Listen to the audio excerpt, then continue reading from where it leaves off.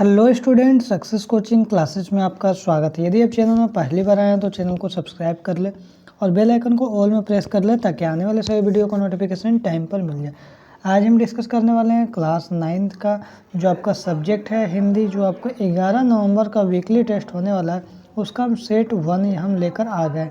इसमें most very important objective question आपको करवाने वाले हैं। 2 चैप्टर का जो चैप्टर आपका एग्जाम में आएगा वही 2 चैप्टर का हम ऑब्जेक्टिव लेकर आ गए। इससे बाहर एक भी क्वेश्चन आपका एग्जाम में नहीं जाएगा, इसलिए वीडियो में अंत तक बने रहें।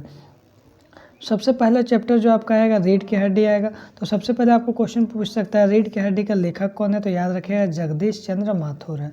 याद रख लीजिए इस बात को। आगे देखिए रीढ़ की हड्डी पाठ का लेखक का नाम क्या, देखिए क्वेश्चन पूछ ही दिया है, जगदीश चंद्र माथुर। आगे देखते हैं नेक्स्ट क्वेश्चन क्या बोल रहा है। रीढ़ की हड्डी एकांकी में गोपाल प्रसाद का व्यक्तित्व कैसा था। याद रखिएगा गोपाल प्रसाद जो है उसका व्यक्तित्व, इसका पर्सनालिटी कैसा था, तो चतुराई भरा था। क्या था, चतुराई भरा था। आगे देखिए रीढ़ की जो हड्डी पाठ का उद्देश्य क्या था, ये भी क्वेश्चन आपका एग्जाम के लिए बहुत इंपॉर्टेंट है। ये रीढ़ की हड्डी पाठ का उद्देश्य क्या है, तो याद रखिएगा नारी शिक्षा के समाज में स्थान दिलाना। नारी शिक्षा है उसको समाज में क्या है, स्थान दिलाने का काम करेगा। आगे देखिए रीढ़ की हड्डी एकांकी का मुख्य पात्र क्या है, तो याद रखिएगा आपको उमा है। इसमें मुख्य पात्र कौन सा है, तो उमा है। आगे देखते हैं गोपाल प्रसाद विवाह को क्या मानते हैं, तो याद रखिएगा गोपाल प्रसाद जो है ना विवाह को हम लोग बिजनेस मानता है। क्या मानता है, बिजनेस मानता है। तो याद कर लीजिए क्वेश्चन को। रीढ़ की हड्डी किस प्रकार का पाठ है, तो याद रखिएगा हास्य एकांकी है। क्या है, हास्य एकांकी। आगे देखिए रामस्वरूप अपनी बेटी की कौन सी शिक्षा छिपाते थे। कौन सा शिक्षा छिपाते थे, उच्च जो शिक्षा है उस छिपाते थे। आगे देख लीजिए यहाँ पर क्या बोल रहा है। रीढ़ की हड्डी पाठ में किसकी रीढ़ की हड्डी खराब हो गई थी, तो याद रखिएगा शंकर की। आगे यदि क्वेश्चन देख लेते हैं, रीढ़ की हड्डी एकांकी में रामस्वरूप की बेटी का क्या नाम है, तो याद रखिएगा उमा नाम है। आगे देखते हैं रीढ़ की हड्डी एकांकी का पात्र कौन नहीं है, तो याद रखिएगा आपका चित्रा एकांकी का पात्र नहीं है। आगे ये देखते हैं एक हमारा जमाना था, एक हमारा जमाना था, यह वाक्यांश किस पाठ से लिया गया, तो याद रखिएगा यह वाक्यांश किस पाठ से लिया गया, रीढ़ की हड्डी से लिया गया। यदि आप चैनल में नए हैं तो चैनल को सब्सक्राइब करके जरूर रख लें, क्योंकि यहाँ पर फाइनल एग्जाम के लिए भी तैयारी कराया जा रहा है। साथ साथ आपका वीडियो अपलोड हो रहा है प्रीवियस ईयर क्वेश्चन का, तो जाकर आप देख सकते हैं प्रीवियस ईयर क्वेश्चन का। आगे देखिए आपके लाडले बेटे की रीढ़ की हड्डी भी है या नहीं, यह कथन किसका है, तो याद रखिएगा उमा का कथन है। आगे यदि देखते हैं क्वेश्चन यहाँ पर क्या बोल रहा है। रीढ़ की हड्डी पाठ में विवाह योग्य लड़का का क्या नाम है, तो याद रखिएगा क्या नाम है, शंकर नाम है। क्या नाम है, शंकर है। आगे देखते हैं बोल रहा है रीढ़ की हड्डी एकांकी की उमा का वास्तविक योग्यता क्या था, कितना पढ़ी लिखी थी, तो याद रखिएगा आपको BA पढ़ी थी। आगे यहाँ देखते हैं क्वेश्चन क्या बोल रहा है। रीढ़ की हड्डी पाठ में विवाह योग्य कन्या का नाम क्या है, तो विवाह योग्य जो कन्या उसका नाम क्या, उमा है। रीढ़ की हड्डी एकांकी में उमा की माँ का क्या नाम है, तो याद रखिएगा उमा की माँ का नाम प्रेमा है।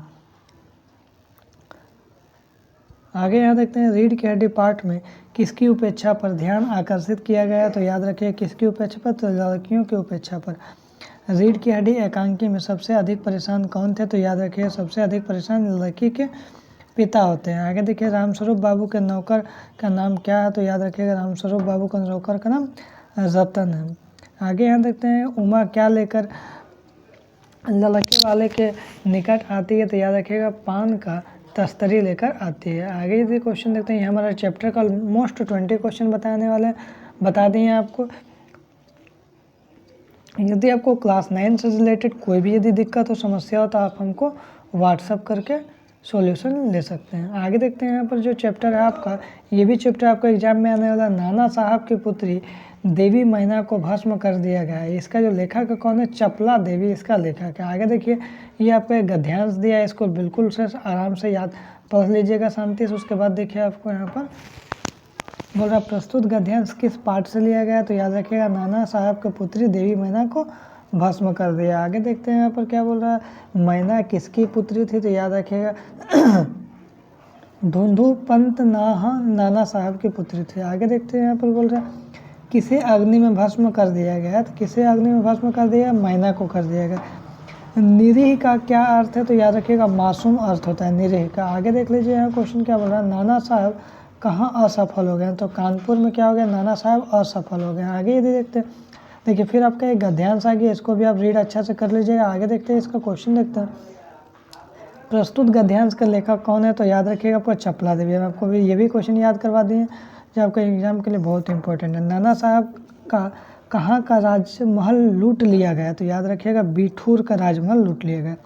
किसे देखकर अंग्रेज सेनापति को आश्चर्य हुआ? तो याद रखिएगा नाना साहब को देखकर, बरामदे में खड़ी सुंदर लड़की को देखकर आश्चर्य हुआ। आगे देखते हैं यहाँ पर क्वेश्चन क्या बोल रहा है। सेनापति पद में समास बताया। तो याद रखिएगा ये क्या है? तत्पुरुष समास आपका है। अब देखिए कुछ ऑब्जेक्टिव क्वेश्चन आपका आ गया इसमें। इस जड़ पदार्थ मकान में आपका क्या अपराध किया? यह पंक्ति किस पाठ का है? तो याद रखिएगा नाना साहब के पुत्री देवी मैना को भस्म कर दिया गया। आगे देखते हैं क्वेश्चन नंबर 2 क्या बोल रहा है। नाना साहब कहाँ का राजमहल लूट लिया गया? तो याद रखिएगा तुरंत देखे थे बिठूर का राजमहल। आगे यहाँ देखते हैं किस ईस्वी में विद्रोही नेता धुंधुपंत नाना साहब का वर्णन चपला देवी लिखित पाठ में हुआ? तो याद रखिएगा 1857 ईस्वी में हुआ। आगे यदि देखते हैं क्वेश्चन नंबर 4 क्या बोल रहा है। नाना साहब के पुत्री का क्या नाम है? तो याद रखिएगा नाना साहब के पुत्री का जो नाम है देवी मैना नाम है। आगे यदि देखते हैं क्वेश्चन नंबर 5 क्या बोल रहा है। नाना साहब की पुत्री देवी मैना को क्या कर दिया गया? तो याद रखिएगा भस्म कर दिया गया। देवी मैना किसकी पुत्री थी? याद रखिएगा आपका धुंधुपंत नाना साहब की पुत्री है। आगे देख लीजिए यहाँ क्या बोल रहा। सर टॉमस है किसके महल को तोड़ना चाहते थे? याद रखिएगा मैना के। किस ब्रिटिश ने देवी मैना पर दया भाव दिखाए? तो याद रखिएगा सर टॉमस है। आगे यदि देखते हैं क्वेश्चन क्या बोल रहा है। नाना साहब की पुत्री मैना को भस्म कर दिया गया पाठ में किस ईस्वी के स्वतंत्रता संग्राम से संबंधित कथा है? तो याद रखिएगा 1897 ईस्वी से। नाना साहब का नाम क्या है?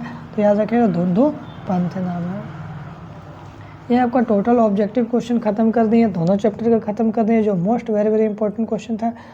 इसके बाद आपको जो नेक्स्ट वीडियो लेकर आएंगे वो आपको व्याकरण का वीडियो लेकर आएंगे। इसलिए यदि वीडियो अच्छा लगे तो चैनल को सब्सक्राइब करके जरूर रख लें। फिर मिलते हैं नेक्स्ट वीडियो में। Thank you so much.